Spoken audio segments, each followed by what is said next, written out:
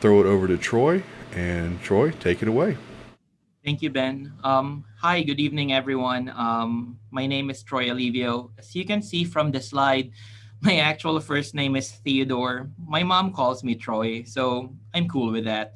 I graduated from Texas A&M May 2019, and I guess I was one of the lucky ones who graduated before the pandemic and got a job here at Nicholls State University as an assistant professor of chemistry. This is my second year of teaching here, and boy, there has been a lot of experiences from doing lectures traditionally to meeting and interacting with much a much more student population in the PUI than, for example, at an R1 institution like Texas A&M. So here are a few things that I would like to share. Um, I did. It was mentioned that in my, I guess, in the Twitter announcement that I'm going to talk about course creation. I'd like to focus in on the basis or the root of the course, creating a syllabus. When we create a course, we have to also design a syllabus. And in light of this pandemic, most of our students are Generation C students. We have to, I think, focus on their mental health. And that's what I'm going to mostly talk about in this presentation tonight. Um, like what Ben said, I'm just a new PI here at Nicholls State University. This is just my current research group. We're just only composed of three people. That's Claire Galloway, a freshman. She's a pre-engineering major. And then on the right, that's Donovan Tullier. He's actually a biology major. So none of my students are actually um, chemistry majors, but for some reason, they were interested in what I'm doing for chemistry education. By the way, I started out as a material scientist. I worked with Sarbajit Banerjee at Texas A&M, and then in the summer of 2019, I decided that I want to shift gears and focus more on chemical education research. I did a quick postdoc with Vicky Williamson for around a month and a half at Texas A&M, after which I've now started my own research group. And we're going to talk about that much later. But for now, let's focus on the U in PUIs, undergraduates. This talk is going to be divided into first, what a good syllabus is about. Next, we're going to find who Gen Z students are, because I think that's one thing that we have to do them a favor. Uh, we need to identify who Gen Z students are, and mixing the two of them together, marrying these two topics together. I'd like to come up with suggestions on how to design effective syllabi for Generation Z students, and in effect, um, design a better course, which is air quote Generation Z friendly. So first, let's look at a good syllabus. All of these things that, by the way, I'm going to present. I've learned about this from a lot of things. The Center of Teaching Excellence from Texas A&M, the Lilly conferences that were used to be held in Austin, but they're gonna go virtual this December. But parts of a syllabus. What is the purpose of a syllabus in the first place? It's meant to be a teaching tool. It's meant to be a tool that is learning for. It's meant to be a learning tool for students. But most of all, it's actually a medium of communication. Syllabus, I think we're kind of like tired of hearing this one, is a way in which teachers set their expectations to students, and in a way that actually tells them, okay, this is my teaching style, and this is how the rest of the semester will go. Now, another definition that I would like to add for the syllabus is that it is actually a course contract. And later, I'm going to provide a suggestion on why the syllabus is a course contract. And then, aside from that, for most of us, especially for me, I'm in my second year of teaching. In 4 years, I'm going to be up for 10-year review. This will be a permanent record, which we can put up in our files. All right. So when students begin a course, the very first thing that they have available is the course syllabus. In some institutions, they have it in their school pages, wherever basically students register. And the very first questions that they ask are the following. Will be able to handle the coursework? Do I like the professor? Here at Nickel State, actually, there's like a student Facebook page that most of us professors are actually in. Students have been asking like, is this professor good or bad? All of that stuff. Um, do I have the right prerequisite skills or knowledge to succeed? Let's say, for example, if you're a biology major, do you need to take organic chemistry if this is your track, and so on and so forth? And is this instructor someone who is lenient, for example, with late work, attendance, participation, etc.? All of these information are things that students ask for at the beginning of the course, and again, should be in the syllabus. Now, all of these, just some basic stuff that should be in the syllabus, what your course title is, what the number is. The third point, should be present in each and every syllabus. Your name, office, email, telephone number, and office hours. If you have a TA, unfortunately, I don't have a TA because this is just a PUI. Put in your TA's name. Course description. Here's one of the first suggestions, I guess, that I'm going to provide. Make it as original as possible. Some of the syllabi that I've seen when I was an undergrad 15 years ago were just copy pastes of course descriptions in general, like either by the state, if you are from a state university, or what has been established by the school. Try to make these course descriptions personal and be, again, as original as possible.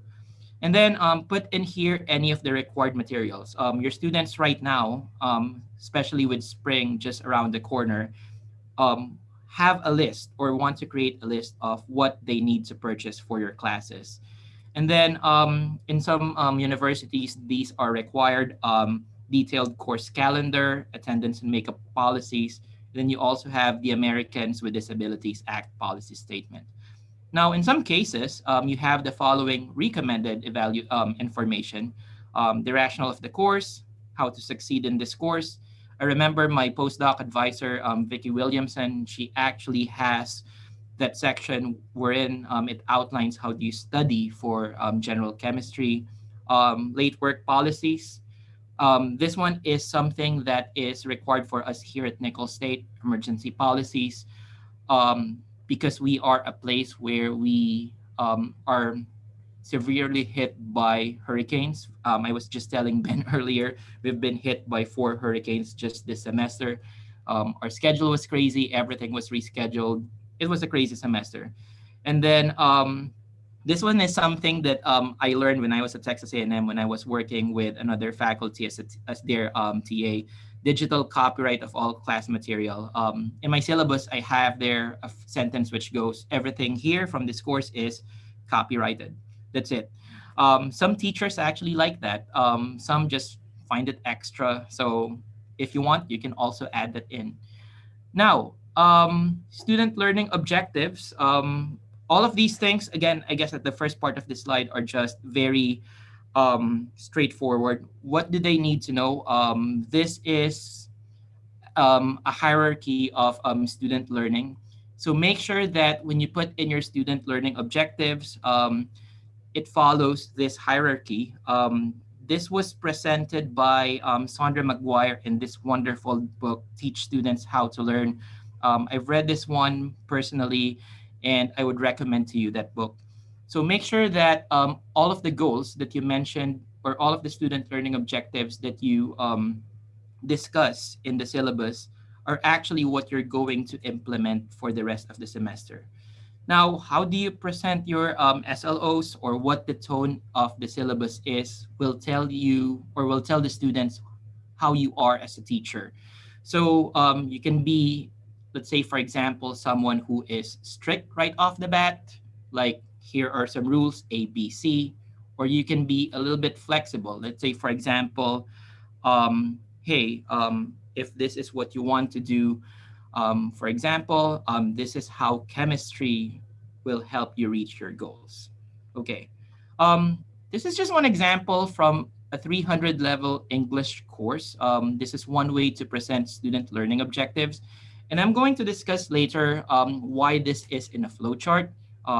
In particular, Gen Z students actually like this one. But as you can see, this is very detailed, this is very organized, and students here can actually see, okay, what are the learning assessments that I have to look at in order to check the box on this student learning outcome, instead of a boring paragraph that, let's be honest here, they're never really gonna read. So if we design our syllabi like this, like some logic tree of sorts, our students, I think, can be more engaged in reading the syllabus. Okay, now that's one way to segue into my next topic. How do you get your students to read the syllabus? And these are a few things that I've found to be very effective. I'm going to start with the last bullet point, signing on the line. Um, at the very end of my syllabus, I actually have what's known, I did not put it here, I'm sorry. I have what is known a course agreement form. Okay. So at the end, what I tell my students there is, hey, this is your very first homework, homework zero. By signing your name here, you've read the syllabus. And by turning this in, that means you have indeed read the syllabus and that you agree with everything that is mentioned here. Now, some faculty frown at that because they're like, oh, it's not really a contract. But I think that gives students some sense of responsibility. I tell my students that, listen, you're all 18 years old or older now. Everything that you sign is, for most cases, is legally binding. This one's not really, but at least it gives you some sense of responsibility. I think that actually trains our students um, to be responsible in what they do. So I would suggest this one. For like 2% of their grade, for example, assign a syllabus contract as one of their homework. Not only will this be some sort of extra credit, but required homework to them, if you may, it actually also, once again, gives them some sense of responsibility. This is something new. This third bullet point that I just did, syllabus quiz or extra credit syllabus homework. Um, I have on, we're using Moodle here as our LMS. So I designed or I created a Moodle quiz, which basically just asks them, okay, this is some question in the syllabus. What does it say? Again, kind of forces them, air quote, to read the syllabus, but at the same time, everyone loves extra credits. So that's also a recommended thing. Or in some cases, you can just have them read the syllabus aloud in classes. Now, most of us are either doing face to face, high flex, or online classes. So I'm not sure really how, I guess it depends on us, whatever mode of teaching we're doing right now regarding the first point. But that's it for the syllabus. Pretty much straightforward. Again, in summary, however you write your syllabus will set the tone of your class. And again, it's the very first set of information that your students know about the class that they're about to take. So, next, we're going to go to a completely different topic. We're going to talk this time about Generation Z students. Who are they? Who are they not? And everything else. Okay, so first, let's define what a generation is. Usually, a generation is within 15 to 20 years. Okay, a generation has shared preferences, they have similar formative experiences, and they share common languages. Let's say, for example, I fall in the millennial generation. I am so used to saying "what's up" or "do," all of those things. I can actually relate to those. Um, can hear my students right now. They're from Gen Z. They do say "fam," "yes, queen," and all of that stuff. Um, my mom and my dad are baby boomers. They used to say peace a lot. so much a lot that it's sometimes annoying. But there we go. Those are the different generations. We're gonna focus on right now at baby boomers to Gen Zs, because what I want to do with this talk right now is I want us as educators to be able to differentiate what these different generations are. And keep in mind that even if we have non traditional students, most of our student population are Generation Z students. So, to be able to tell or to be able to set apart who the Gen Zs are from the rest, we have to first look at the other generations. Let's start first with baby boomers. So baby boomers, like here, for example, you have Meryl Streep. They were born around 1946 to 64.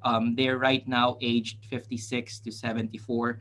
Um, if you're not aware, they're called baby boomers because they had a huge um, birth by 1957. There was a huge birth by baby boomers in 1957, and they right now comprise 15% of the world's global population. Baby boomers grew up in the Vietnam War and moon landing. They're called the TV and credit card generation. They're also called the cassette tape generation. And I can attest to that. My grandparents have a huge collection of cassette tapes and mixtapes. They grew up in an era of reform and believe that they can change the world. And until now, they do believe that they can change the world. They equate work and passion, or position rather, with self worth. And they are the me generation. When I say me, they basically came up with the idea of the American dream that if you work, you will be successful. That's the baby boomer generation. Now, contrast that these are workaholics with Gen X's, which were born 1965 to 1979. So we have here Shaq and the late Kobe Bryant. Right now, they are 41 to 55 years old. Like baby boomers, they're actually they have a low population, or there was a low birth around the time they were born. However, they comprise 20% of the global population. Um, Generation X's are called latchkey kids because when they were growing up, their parents would just leave them at home. Okay, they were the first generations to be left at the daycare. Okay, they are actually, unlike Gen X's, much more focused on work-life balance. So unlike baby boomers rather, Gen X's are more focused on work-life balance.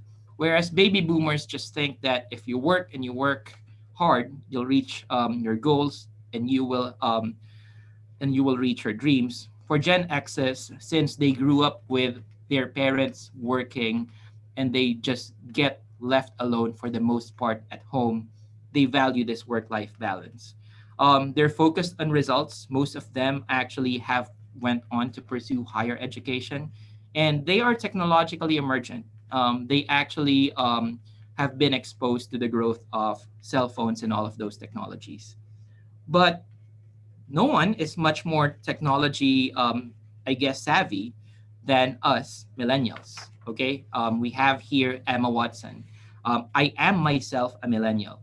Now, before I move on here, I would like to just point out because I'm gonna be honest here. This is one of my pet peeves as a millennial.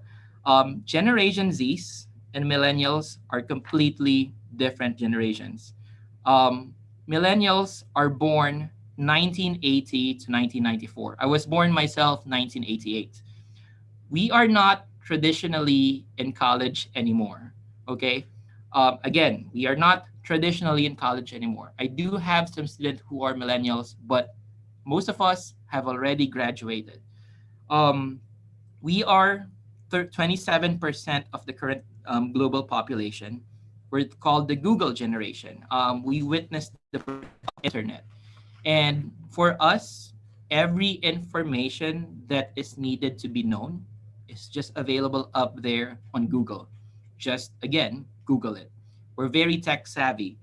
Now, we're also the group who likes to work in teams. I forgot to mention this with Gen X's, but Gen X's, since they actually grew up without their parents for the most part, they're very individualistic.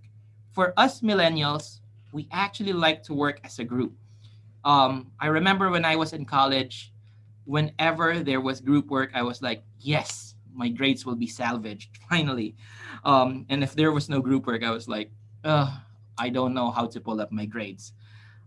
We are very ambitious, but not entirely focused. I can attest to that as an undergrad and as a graduate student.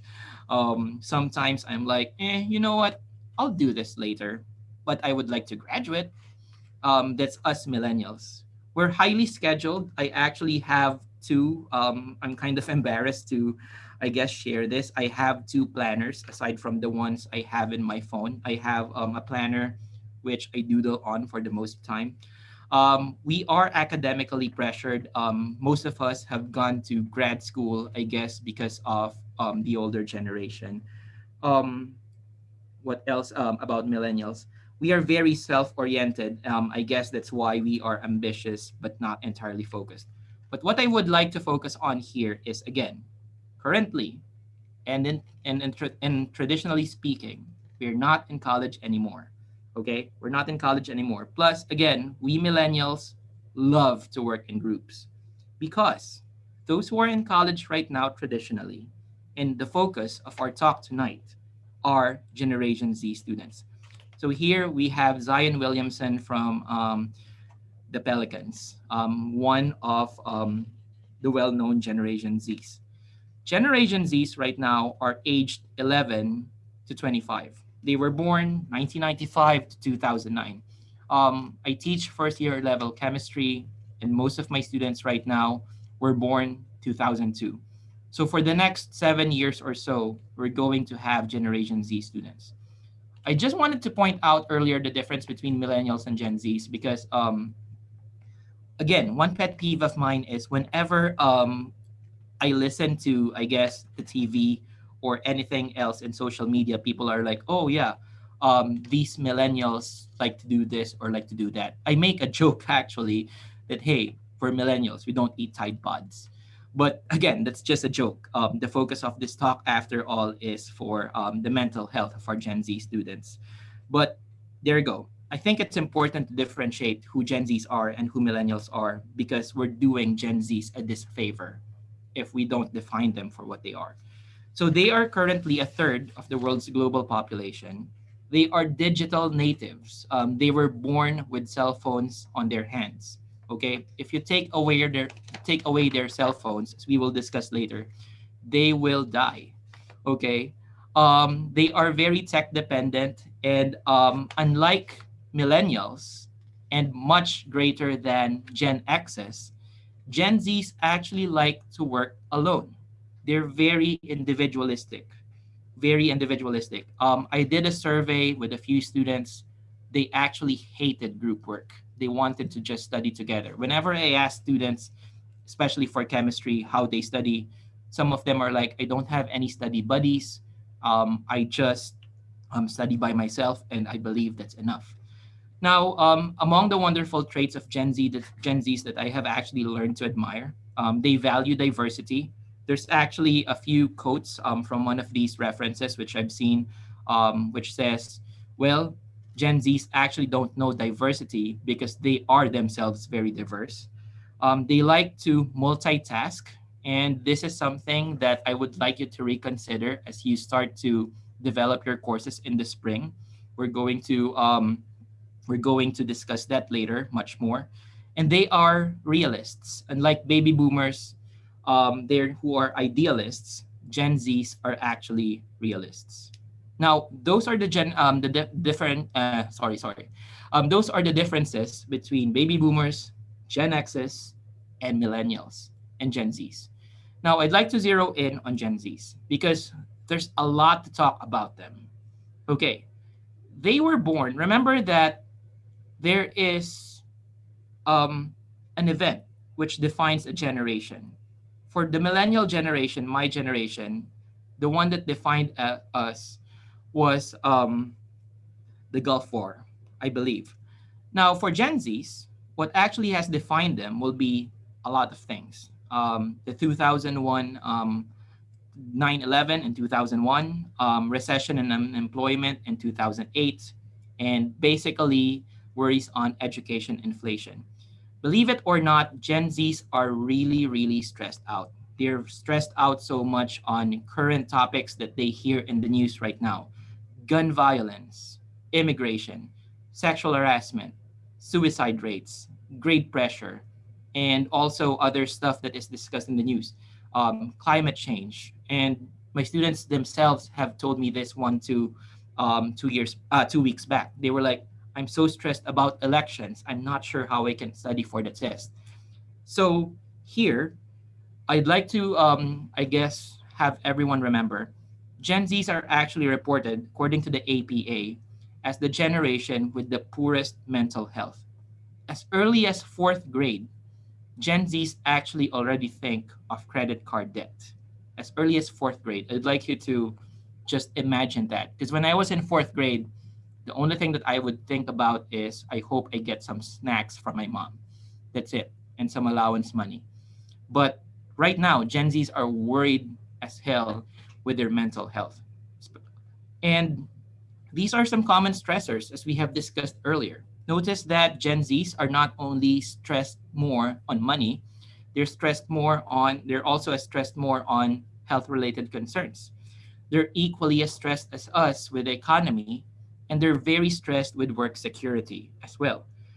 In terms of the classroom, Gen Zs who are freshmen, let's see here, Gen Zs who are freshmen are actually most stressed out in the sciences. So look here at this part of the graph for sciences.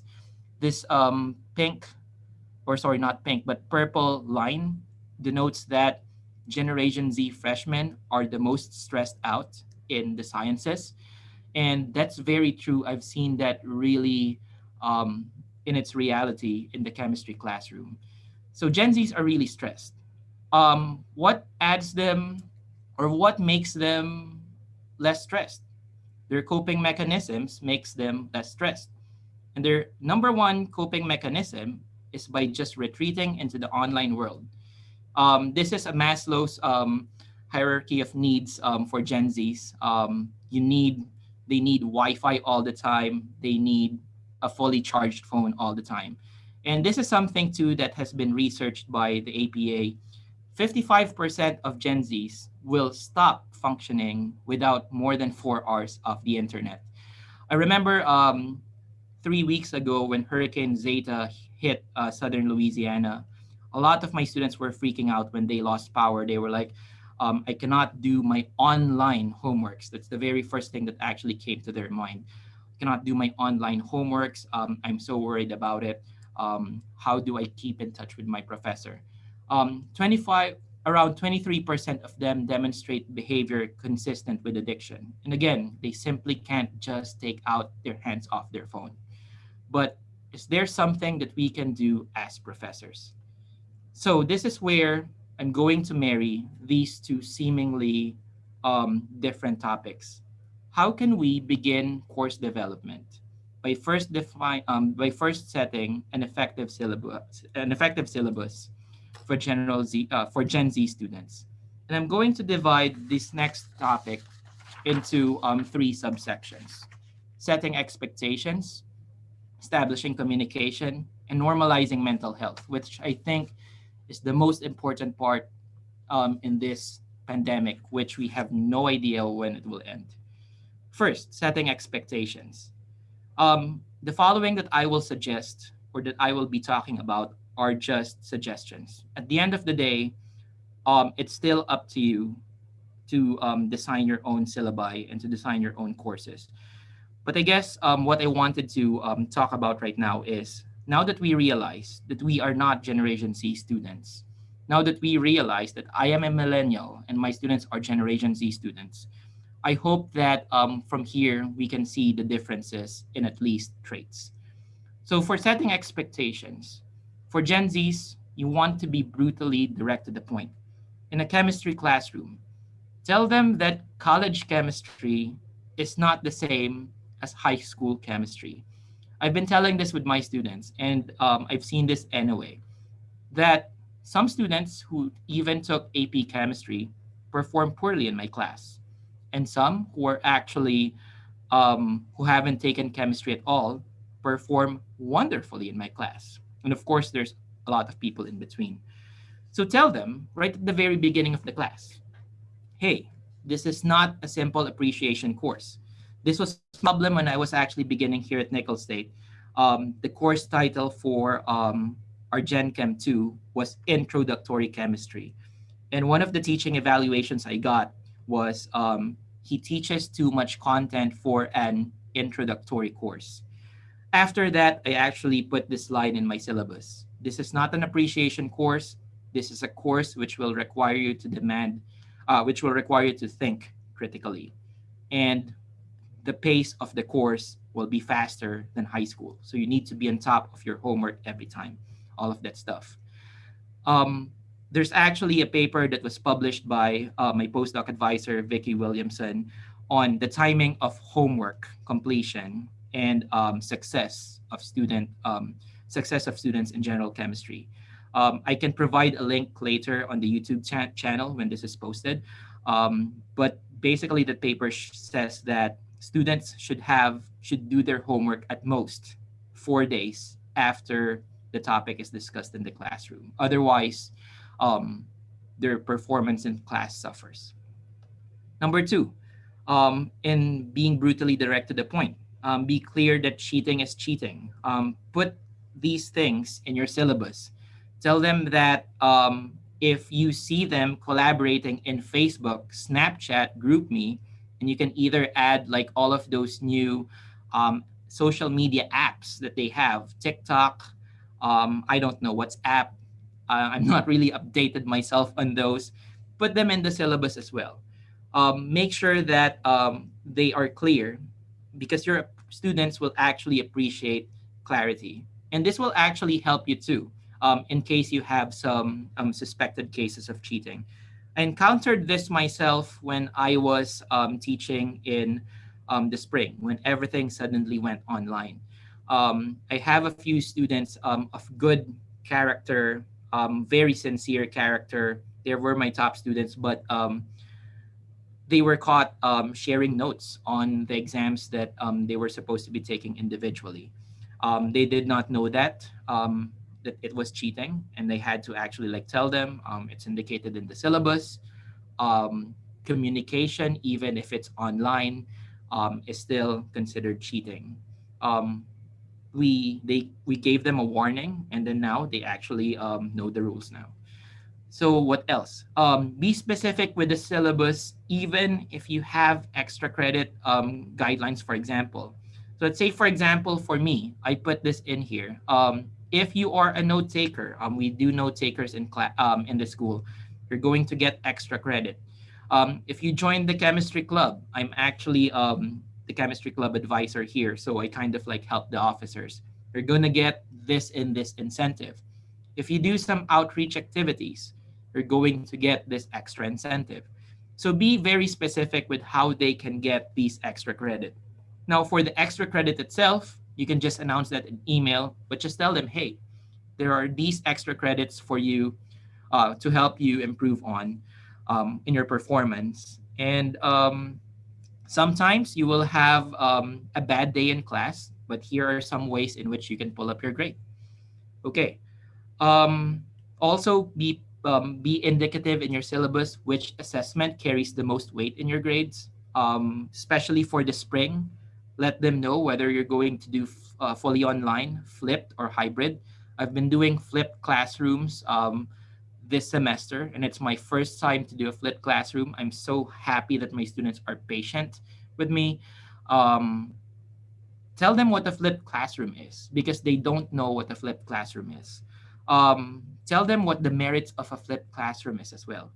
And then tell them how your class will be interactive. Will there be clickers and will there be these things that they dread? Group work. Okay. Now, before I move on, I don't really want to come across here as someone who's very against group work, especially for Gen Zs. Some faculty will argue out that students have need to know how to work in a group, especially when they go into the industry. I just wanted to point out that they would prefer to work individually instead of doing group work. But I do encourage faculty to actually promote students or to engage students in group work. Okay. Gen Zs get their news and from social media and Google. So make sure that you actually tell them, hey, all of these information in Google, you have to be critical of which ones are real and which ones are not credible. Okay. Especially right now in the current age of misinformation. Unfortunately, wherein information is supposed to be very available. This kind of frustrates me. Help them, train them, be able to filter out what information is useful. Tell them, for example, when they write their papers, that a website is not a credible journal, but whatever, for example, they find in Google Scholar are probably good references. Tell them also how to filter out one bad article from another.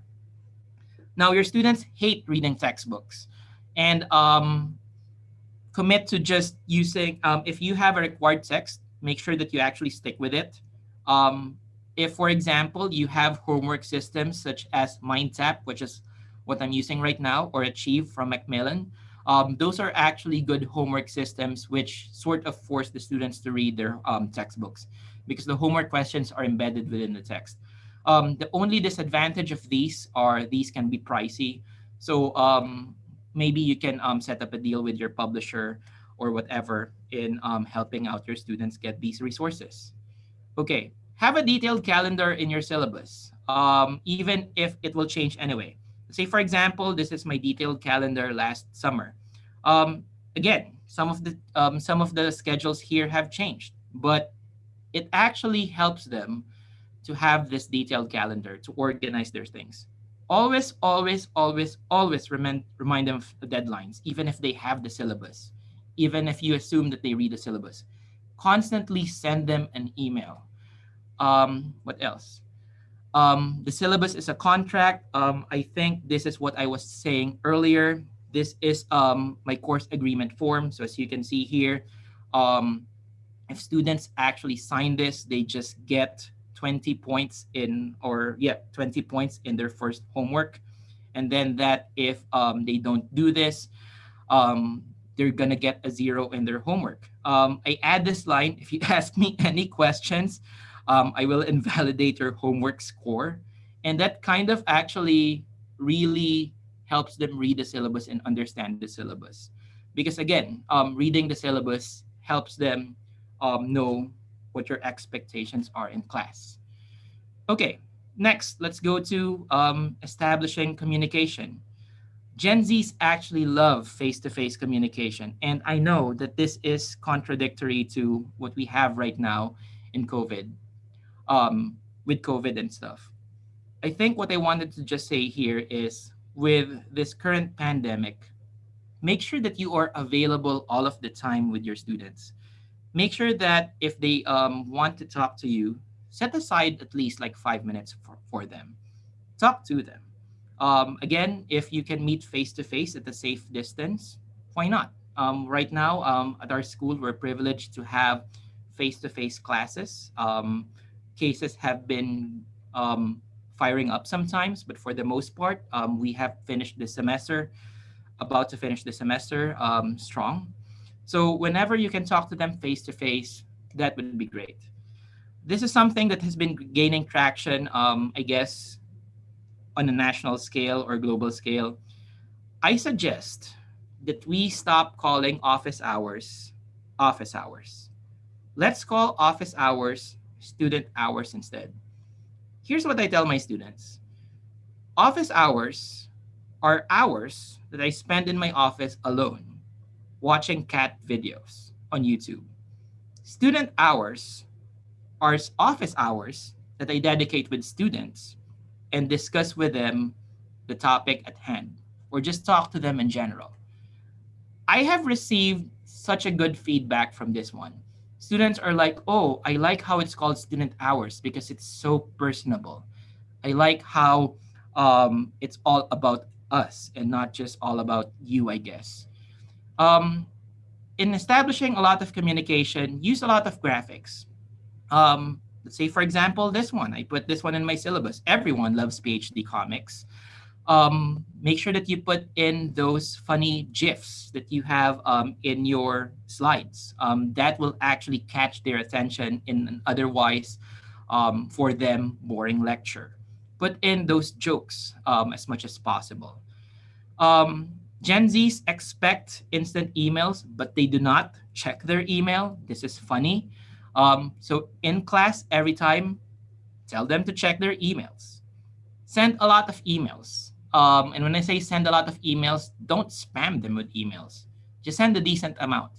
Say, for example, if you have the test tomorrow, send a reminder the day before. Send a reminder 1 week before or 3 days before, or actually both. Send it 1 week before, 3 days before, and then the day before. Okay? In your emails, you can also be personable. Tell them that you have a life as well. Now, also tell them that you do have a life outside the classroom. Tell them that, hey, I might reply only from this time to this time. But if I don't reply within this certain time, you may feel free to bug me again. Okay? And then also, this one is something that I haven't experienced yet. Well, not really. Some student actually communicated to me on Twitter, but I think Twitter is a little bit formal anyway. Remind them that you can only communicate with them by email, just in case to avoid any students finding you on Facebook and then messaging you there. Okay. And then Gen Zs are not formals or not formal creatures. They use jargons a lot. Teach them how to be formal. And again, be very blunt to it. So let's say, for example, I have this in my syllabus. I'm like, hey, this is how you write an email. This is not how you write an email, too. I prefer to be called Dr. Alivio. Please do not call me as Mr. Alivio or by my nickname or so on and so forth. Um, this actually, once again, teaches them responsibility and, again, formality. Okay. Um, I guess this slide, I'm not sure, I kind of like forgot why I put this slide, but these are some modes of communication that students are actually aware of. So make sure that you are familiar too with these modes of communication. You're not going to communicate with them over these, but I think your students will actually appreciate it if you know what their language is. Okay. Um, there have been some cases too, by the way, in which Snapchat, all of those technologies have been used in the classroom. I'm yet to try that myself. There are some other studies too. Let's say, for example, this one from Singapore and this one from Clarissa from New Mexico. All of these are about social media and an engaging students in the classroom. I'm yet to try these ones, but all of these sound exciting to students. Now, sorry if I've been going on too long, but now let's go to the most important topic, mental health. Believe it or not, we professors are actually the students' role models, much more than their peers, much more than their parents. So, whatever we actually do, students actually look up to us. Now, few things that I'd like you to do before you start your class. Make sure that you erase the stigma about mental health. Tell them about your mental health as well. This is a generation, and it started with mine. We love to talk about mental health. And I think what kind of like bothers me when I was in college was a few older people don't want to talk about it. And that really set me back when I was in college. Make sure that you tell your students it's okay to feel stressed out. It's okay to feel that you have been overwhelmed. Be very personable. Tell them that you were once in undergraduate too. This is a suggestion. I actually put this in my syllabus. I have a PhD in chemistry, but I tell them the very first day that I had my exam in 2005, I can vividly remember it. My first ever exam in chemistry, my first ever exam in college, I got a failing grade. I think it was a 17 over 100. I was never able to recover it back. I only got a C plus, and it never really went well from there. Math 18 A and B, those are pre-calculus. I only got a C in a 6-hour course, and then when I took calculus, that is mathematical analysis here, I got a D. The only A I got in my first ever semester in college was Gen Chem Lab, and that was just 2 hours, and that's it. Tell them that you were once an undergrad too. Tell them that you once struggled too. Tell them that once upon a time you were sitting also in a Gen Chem classroom, no idea of what the teacher is teaching, and only I guess when you took OChem did everything click. Tell them that it's okay. Tell them that chemistry is indeed a hard course, but that you also know that because you were a student as well before. Tell them that they can speak to you anytime, whether it's academically or not. Tell them that they can be that you are safe, that they are safe to talk to you. Tell them that if they want to talk to you, they can just go to your office or schedule an appointment online. Share with them some personal experiences, especially on syllabus day. Here's one thing too that I also put in my syllabus. Like, hey, if you go to my student hours, I expect you this one, like a list of bullet points of what you want to know about the class. But if you have any issues affecting your performance, please let me know immediately. In your syllabus as well, tell them that you are not a professional, but that you have the following resources available for you. Okay? Tell them, I would say, this is a good tip that I've learned from a few faculty. I would say here the National Suicide Prevention Hotline, the National Domestic Violence Hotline, the National Sexual Assault Hotline. Try to include that in your signature as well. Those are quick numbers that your students can talk to if they need some help. They will just remember there's this one great professor who was actually so passionate about my mental health and so passionate about my success in class that I just remembered he has the numbers that I need in his signature or in her signature. Put them there. Um, it's okay if you see them texting, and this is going to probably be to raise some eyebrows. It's okay if they multitask in class. If they're texting, for example, checking their Facebook accounts, logging in on Snapchat while they're listening to you, they actually can do that, believe it or not. Don't doubt them.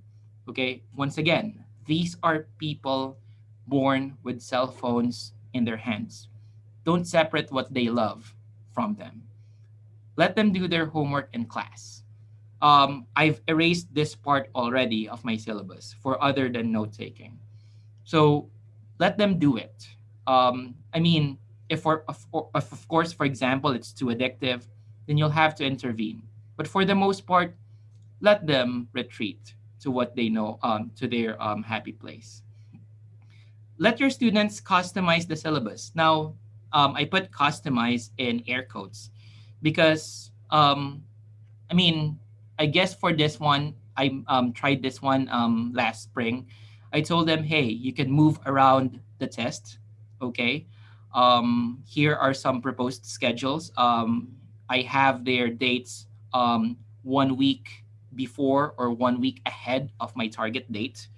And then I asked them in a poll, okay, what do you want? Surprisingly, you will find out they actually want the date that you want anyway. But it gives them an impression that, hey, our professor actually wants us to write the syllabus. That's wonderful. And like I said, um, most likely anyway, the schedule that you want is the schedule that you'll get. But this one gives them an impression that you're actually putting them in charge, that you're putting them in charge of the course that they want to learn, that they need to learn. This is just a summary of, I guess, all of those about course creation. Be kind, especially with this pandemic. I've seen a lot of debates by teachers, especially on student integrity. And every time I hear professors saying, "Oh, we must be very particular with how students do everything online. Be kind in a sense that remember we are in the middle of a global pandemic. Remember that these students that we are teaching are very stressed out. And I know that we're all stressed out too, but imagine the stress that they have in them. So I guess that concludes the part about course creation. Just a quick view on, just a quick words on me being an UPI. Like I said, this is my current research group. I never really, I mean, my only air quote postdoc coming into Nickel State was just a 1 month postdoc. Vicky Williamson was a wonderful woman. She actually gave me everything I need to know about chemical education because I had to change topic after I graduated. What I'll say is don't be afraid in talking to your peers. Okay, don't be afraid in talking to your peers, especially for PUIs, and especially for PUIs like, for example, where you have limited budget. Start collaboration with your peers. I'm going to start a collaboration with one faculty here. Um, I know something from grad school that he doesn't know, and that's kind of exciting. Um, Welcome other students as well. Welcome other students. Let's say, for example, Claire and Donovan, my two students right now, they're not chemistry majors, but they will be the ones who actually help you kickstart your career. With that being said, tell them or remind yourself rather that you have to balance their time with their academics, especially for PUIs. Remember that PUIs stand for primarily undergraduate institution. Um, Basically, teaching is much more of importance to PUIs than research. But those who actually go into grad school, and this is what I tell my students, especially to grad schools of, I guess, famous grad schools or known grad schools like the University of South Carolina, Texas A&M, and others. Um, Most of them are students actually from PUIs. So tell them that getting research at the PUI is actually a valuable experience because not only will they work on the research firsthand, they get to interact directly with other students doing research. And they get to write papers too with you. But remember, make sure that you balance their time. Probably, especially for these two people who are just starting their careers in college, probably set around 1 to 2 hours per week at the bare minimum every week. I'm not really sure how that one goes for most of you because my area is chemical education research. So basically, we're just doing some statistics on Excel and stuff. But just balance your time. And again, I guess for those of you who are like me, brand new, learn to know what your resources are. Ask your department, ask your academic affairs department if you have any reference or if you have resources for conferences, seminars, or for example, some money, for example, for lab computers. Again, that's just for me because I'm doing chemical education. Because one thing that I was fearing when I started my career here at Nickel State was I only had a 1 month postdoc. I don't really know how to write a grant properly. And now I'm kind of confident to do that now that I've worked with some colleagues, now that I'm actually heading one. But if, for example, resources are short, um, try to ask help from the department, try to ask help from academic affairs. And I think what Ben is doing here is so wonderful. And I guess this will be my final statements. Um, Twitter is such a wonderful thing. I started Twitter when I was in college in 2009, and that was just for me ranting out about random stuff. But one wonderful thing with Twitter right now, especially with science and chemistry, is that it's more educational right now. I love it. Um, be open to other people. Don't be afraid to expand your network. Um, Ben and I just like met like, well, 2 weeks ago when we talked about this, and we talked just around an hour ago. But don't be afraid to share all of these ideas. Uh, I guess that's it. um, I guess that's it. If you are a brand new PI like me, just remember that we've got this. And with that, I hope if you have finals week in the horizon, I hope that you take things easy. Once again, be kind to your students. One final tip, I guess, that just came to my mind. Um, for my exams, I'm actually repeating all of my old exam questions. I told it to my students. I was like, hey, for your finals, I'm just going to repeat all exam questions. And imagine, by the way, I've seen this personally. Imagine how relieved they were. They were like, "Oh my gosh, thank you for doing that. Now I can study less stressful or less stressed rather for this exam." That's just a suggestion again. Some teachers don't like that. The danger with being a new PI, or being a new professor in general is that you tend to set high expectations for students. And I was one of them. I mean, I thought I wanted to avoid that, but last semester or last year, my tests were hard. Um, if you are brand new or you're just about to start, just remember once again the most important rule. Number one, you were once a student too. And my second rule, which I hope everyone takes home with them, is your students mostly are from the Generation Z. Okay, you're probably not one of them, unless you're a very young professor. But we have to understand these differences in generations and normalize mental health. With that, I'm done. Thank you very much. Sorry that it took too long, Oh but yeah. no, you're fine. Like I said, there's no time limit, so that's not a problem. That was a great talk. Awesome, That awesome. was Yeah, very cool. thank All you. right, so we'll just go ahead and jump straight into the questions. Okay. We have a good number of them, and Oh, I'm oh, sure good there will to know. probably be a few more as we go. So, excuse me. The first question is: do you include executive function stuff in your syllabus, like keeping a calendar, note taking, things like that? I don't right now, but you know what? That's actually a wonderful idea. For us, for note taking, we have to assign note takers whenever we need to, whenever we have some students from student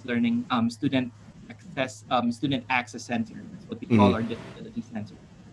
I don't actually put them in my syllabus, but that's a wonderful idea. I will actually indicate that. I think, in terms of being very specific with the syllabus, what you want, Hmm. because sometimes there's some confusion on like, okay, I'm gonna be a note taker, so what? What Yeah. I Yeah, what I did at the very first year I taught here at Nichols was like, well, be a note taker, go to the student access center, ask them what to do. But now, no. In retrospect, now I know the process, and then I just tell it to them what to do. But now, yes, that's a good idea. Okay. To actually put that function in the syllabus. Yeah. Do you? I guess the answer is probably no for right now. But would you consider adding something on like a suggested way to take notes? So not necessarily for somebody that's going to be a note taker Right. specifically for I student would access, but right. I would suggest that. Probably put it at the end of the syllabus, just in case some students are don't have time for it, and some students are interested. At least it's like in a in a separate page that they can actually like easily look up. okay, So, yeah, yeah, that's a good idea. yeah, it's a very good idea. Let's see. Okay, so how much do you alter the syllabus, or maybe anticipate doing so, based on student feedback that's cogent? So obviously, there's always going to be, not always, but a lot of times you'll get reviews or something like that that say, "Oh, I hated this teacher," and that's it. But if you had a student who made a logical suggestion for changing up the syllabus, is that something Mhm. that you would anticipate doing? Yes, yeah. I forgot who the professor was. I was looking at her Twitter earlier. Geez, I forgot. I'm looking at my Twitter right now, but Hmm. I can't scroll through my timeline. Um, I think that's something that we have to do all the time anyway. Like, she said she has been teaching for 18 years, but she's still constantly um, revamping Hmm. whatever she does in the classroom. I'm sorry if you're listening to this one. I forgot your name. Um, anyway, It I happens do. to everybody. Yeah, exactly. But yeah, she said that, and I think that is true. Oh, there you go. Found her. Hmm. Um, sorry. Well, never mind. Yeah. Schultz. Jing Schultz. I'm sorry. I can't pronounce her name. Never Okay. mind. But yeah. I think yes. No. Make sure that students are heard.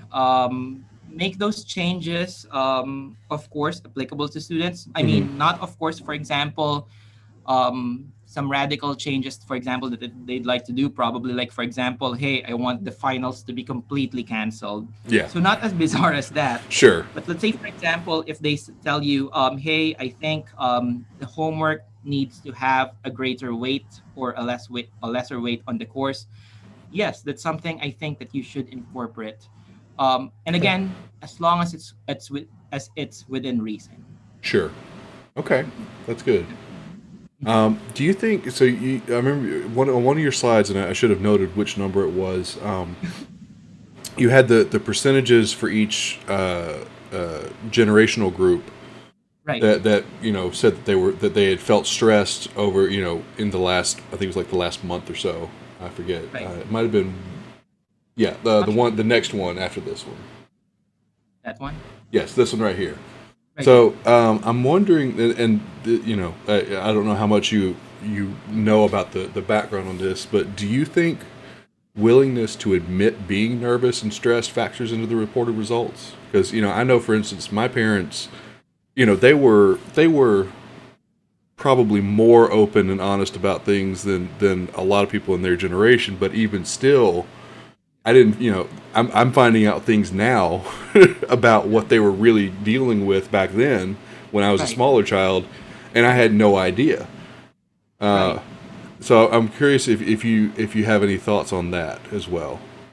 Right. What was the first part of the question Oh, again? sorry. Sorry. Basically, do you think that there's more of a willingness now Oh. to actually admit to being nervous and stressed Uh, versus older generations? for what I know for Gen Zs is, in my experience, is they are willing to talk about it with their fellow generations. Okay. But um, are they going to open up to us teachers? Not really, unless, for example, that part, for example, of the talk where I said, Hmm. hey, I'm going to, hey, this is what happened with me when I was an undergrad. Hmm. After that, a lot of students actually emailed me. They were like, hey, that was so brave, but thank you for that. I never, whenever I look at professors, I just think of them as like all smart and all knowing. And it Hmm. feels wonderful to know that you were once struggling to as a student. So I guess unless we the answer I guess is yes and no. Unless Hmm. we open up to students, unless we tell them that hey, you can talk to me. I'm not that old or something, whatever. Yeah. Um, then they're not gonna talk to us unless we say that. If we do say that, they will talk to you. Like let's say for example earlier before this talk, there was one student who sent me a lengthy email of like what has been happening with her, and I felt I guess touched that Hmm. I was one of the few people that she confided um, her problems with, and I told her too about my personal experiences. I was like, hey, it's okay, and a few stuff. And Yeah. then I told her, listen, you can still pull up your grade if that's something that concerns you. I can open up your homeworks again, for example. Yeah. That's fantastic. I mean, yeah, it's obviously it's a personal opinion, but that's kind of how I think it should be, Right? Yeah. right? Because everybody has struggles, Yes, and that's correct. you know, Yeah. it's not realistic to pretend that you don't. After a certain age, the struggles just change a little bit sometimes, and that's about it. Like they're still there. Absolutely. Absolutely, absolutely. And I think this is just my personal opinion, but I Mm. think what stresses out Gen Zs a lot right now is again, it's the blessing and curse of information being readily accessible to them. They see everything in the news, for example. Hmm. hear all of these things that they see in Google. They're not able to filter them out, which Mm-hmm. is true and which is not. And it just causes them more stress. Yeah. So I think as adults, as those who have quote unquote come before them, I think we should reach out to them. And Mm-hmm. yes, I think this is the purpose, I guess, of my talk too. Anyway, yeah. Yeah, absolutely.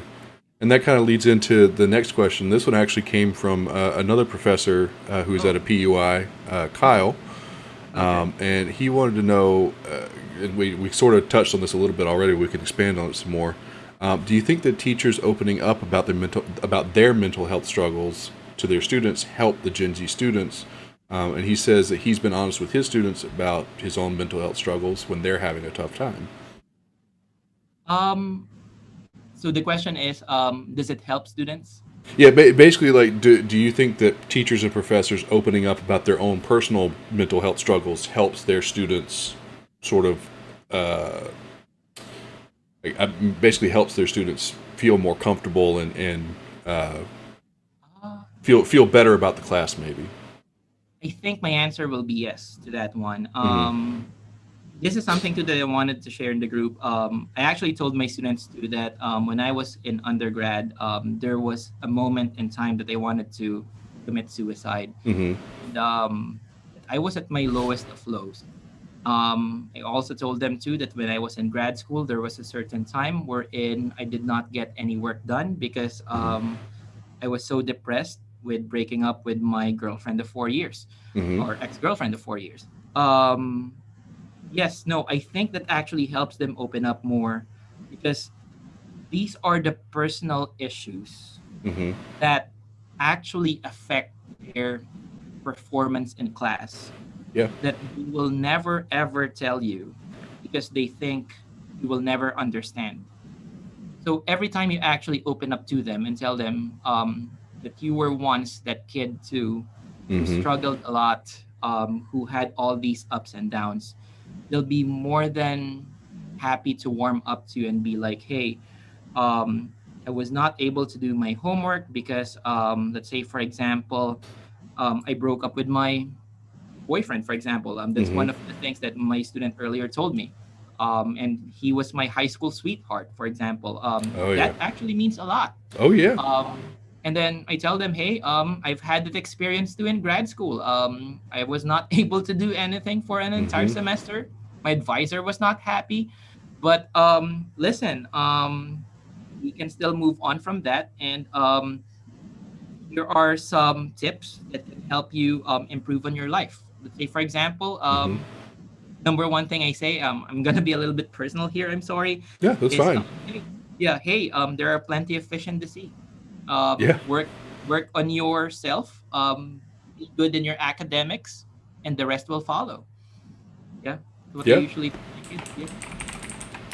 I Okay, think. opening up, I guess, to answer the question, will it actually tremendously helps because they Mm-hmm. see you as a human. Right now, kids see us as gods. Yeah. Um, Yeah. they think we're untouched. They think if they touch us, they're gonna burn. Mm-hmm. So just remind them that you were once in their shoes as well. You were once someone who was disappointed with their teachers as well. You were someone who was once bored as hell with all of those lectures that they're taking. Yeah. Yeah. That's it exactly. Right. Yeah. Yeah, I think that's a great Okay. attitude to have. Right. Yeah. I think what's nice is it seems like a lot more professors are, even some of the older ones are starting to move in that direction. Certainly Yes. not all to the same extent, but it seems like it's becoming more acceptable Hmm. to show that kindness that you were talking about, which is Right. I think again personally I think it's a great thing because Hmm. it builds that bond between student and professor, but it also helps people develop develop it as they grow, not just academically but as people, and Exactly. that Yeah. seems like a great thing. Right. Yeah.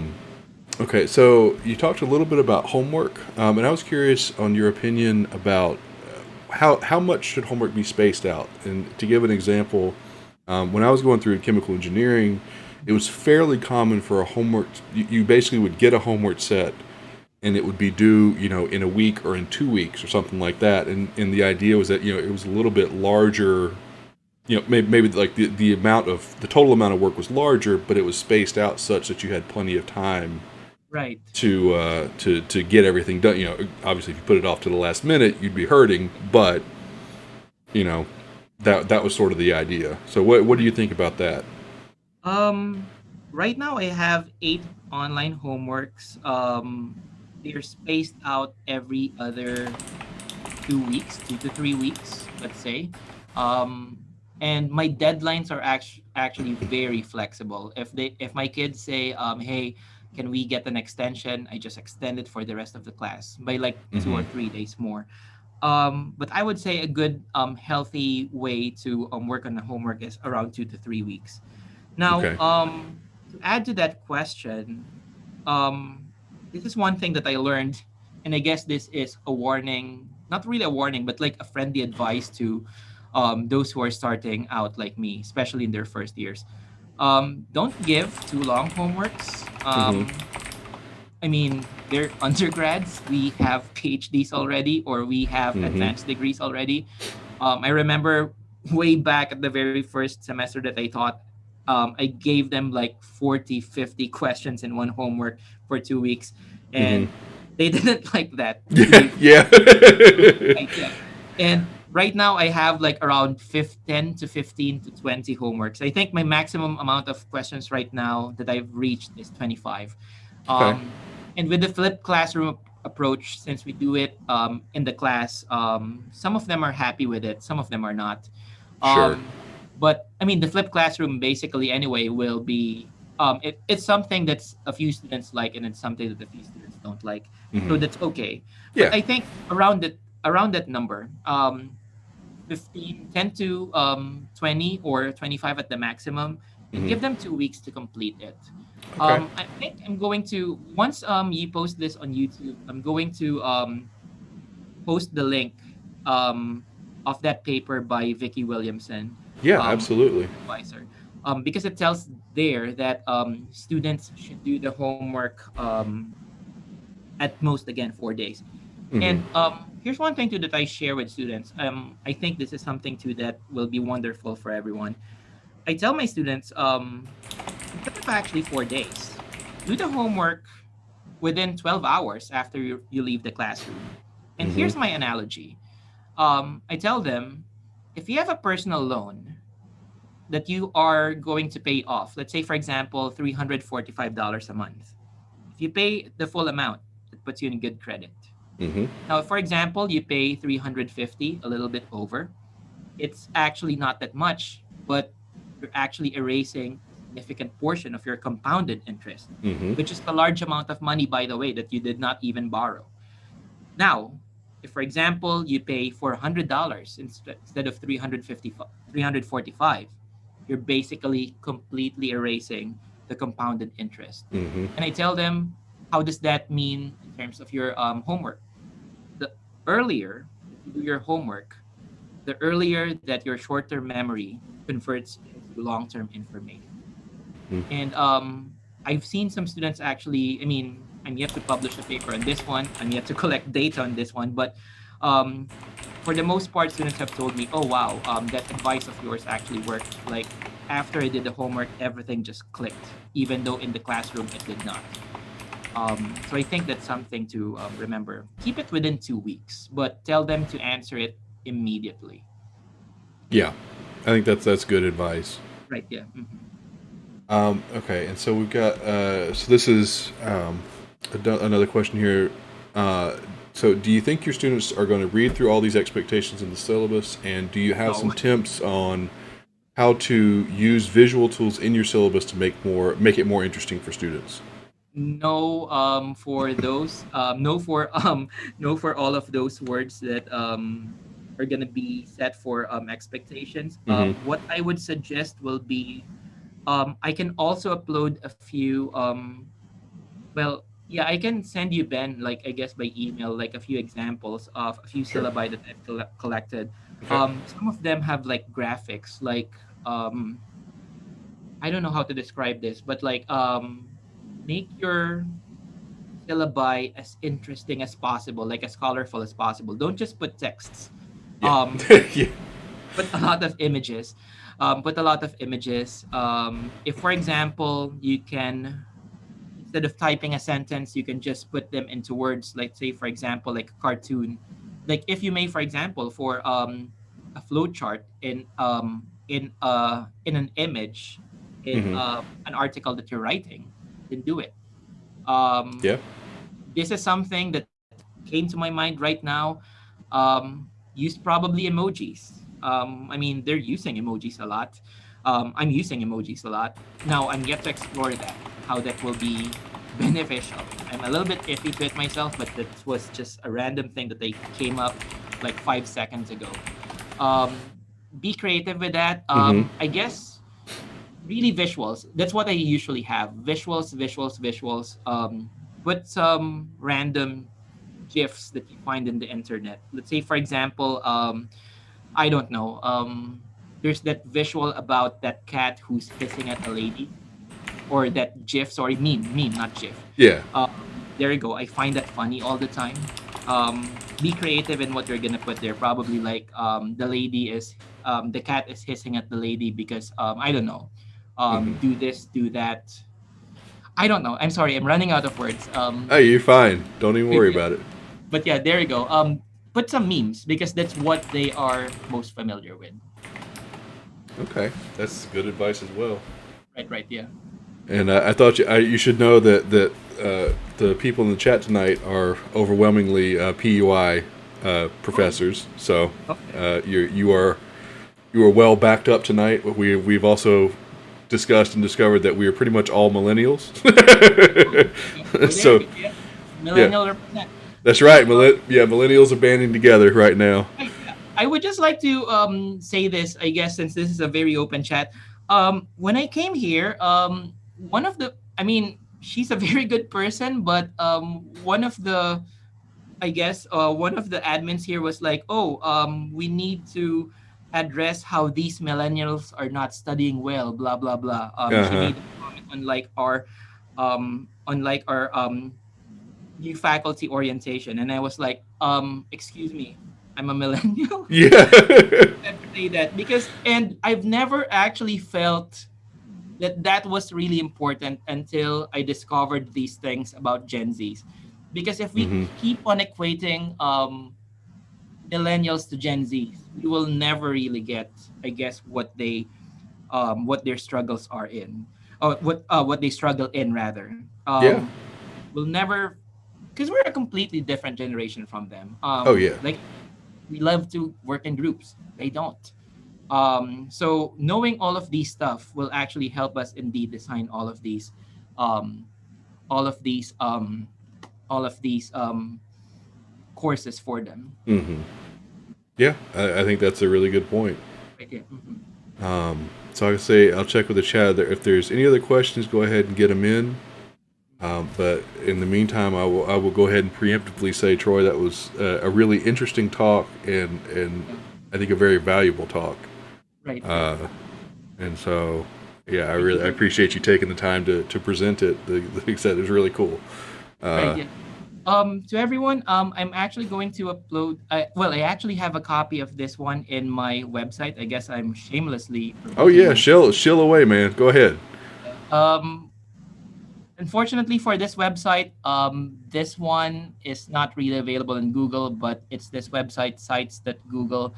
Um, but it's over here. This is also what we do in our research. Chemed research. Let me see. There you go. Presentations. I think I have it here. Teaching. Teaching. There you go. I have it here under teaching. There you go. Resources for Nice. educators, creating a core syllabus for Generation C students. I presented this originally at our HighFlex Hybrid Professional Faculty Development Seminar before, but I'm going to indicate here that I've also discussed this with a wonderful batch of colleagues who I just met, and I'm so looking forward to talk to again. There you That's go. fantastic. Yeah, but I'll send this to you, Ben, as a direct Yeah, that message. would be. Yeah, I was about to say. Yeah, any of the links, like so the paper that you had talked about, and this link as well. If you'll send me, just send them to me on Twitter, with the DM or whatever, Right, yeah. and I will put them in the description on the YouTube video, Okay, perfect. and that'll be perfect because I like to have some recommended reading stuff anyway to Right, go along with the talks, and that this will be perfect. right. Sounds good. All right. Okay. All right. So I think if there are no more questions, I think that's going to be it for us tonight. Okay. I would like to thank Dr. Alivio again. Like I Thank said, you very much, Ben. fantastic talk. This was a lot of fun. And if I It's a can, lot of fun, yeah. good. I'm Um, glad. felt really, really open. And again, this is something that I just discovered 3 weeks ago. I will be there as a participant next week, and I'm going to share this with other people. I think what you're doing is wonderful. To everyone who, I think there was one who messaged me on Twitter. Thank you very much. I'm gonna check your message out later. I had fun. If you have any questions or comments, hit me up, Troy underscore Alivio. That's my Twitter handle. Or otherwise, you can email me, theodore.alivio@nichols.edu. But yeah, I'd be very happy to keep in touch with you again, my fellow millennial columnist. Excellent. Yeah, millennials represent, staying That's strong in the 2020. right. Uh, that's awesome. All right, if I can get you to hang on for just 1 second, we'll Okay. talk real quick. Okay. And for everybody else, thank you all for coming out. I hope to see you next week. We have another professor presenting. His name escapes me. If I can find it again real quick.